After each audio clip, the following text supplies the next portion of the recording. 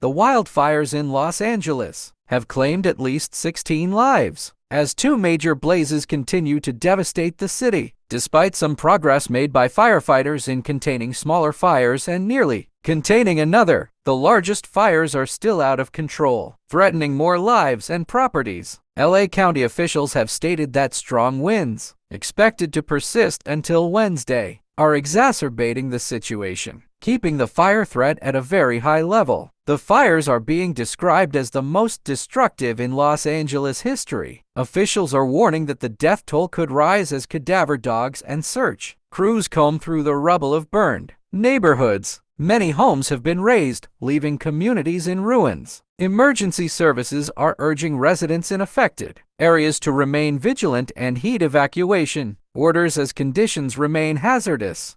Authorities have mobilized thousands of firefighters and resources to battle the blazes, but the challenging terrain, coupled with persistent high winds, has made containment efforts difficult. Evacuation centers have been set up across Los Angeles County, providing shelter to thousands of displaced residents. However, many evacuees are anxiously awaiting news about the fate of their homes and loved ones. California Governor Gavin Newsom has declared a state of emergency, unlocking additional funds and support for firefighting efforts and relief operations. The National Guard has also been deployed to assist in rescue and recovery missions. The fires have destroyed hundreds of structures, including homes, businesses, and critical infrastructure. Smoke from the fires has significantly worsened air quality in the region, prompting health warnings from officials. Residents are being urged to wear masks and stay indoors to avoid exposure to the harmful effects of the smoke, as investigators work to determine the cause of the fires. Preliminary reports suggest that downed power lines and equipment failures may have contributed to the outbreaks. This has reignited debates about wildfire prevention, utility company accountability, and climate change's role in worsening fire seasons. In the meantime, community members are rallying together to support those affected, donating supplies, food, and funds to aid recovery efforts. Officials stress that the road to recovery will be long, as many families have lost everything and will need ongoing support to rebuild their lives.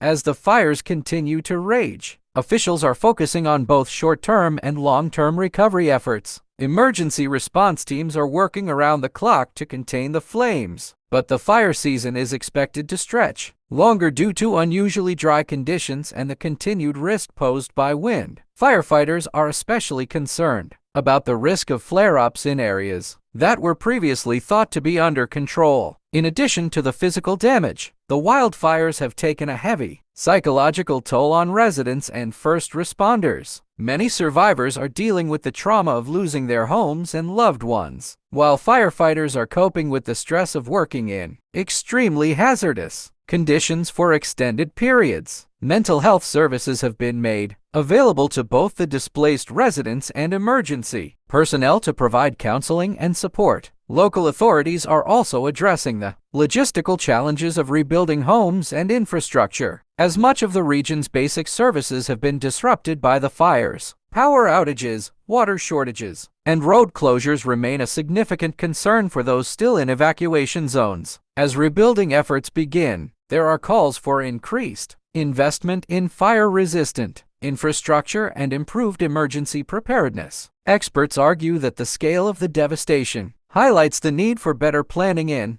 wildfire-prone areas, particularly as the climate crisis continues to influence the frequency and intensity of wildfires. In the coming weeks, the focus will likely shift from immediate firefighting efforts to recovery and rebuilding. Aid from both state and federal agencies will be crucial in ensuring that those impacted by the disaster have the resources and support they need to begin the long process of recovery. The hope is that through community resilience and robust planning, the region will rebuild stronger and more fire-resilient than before.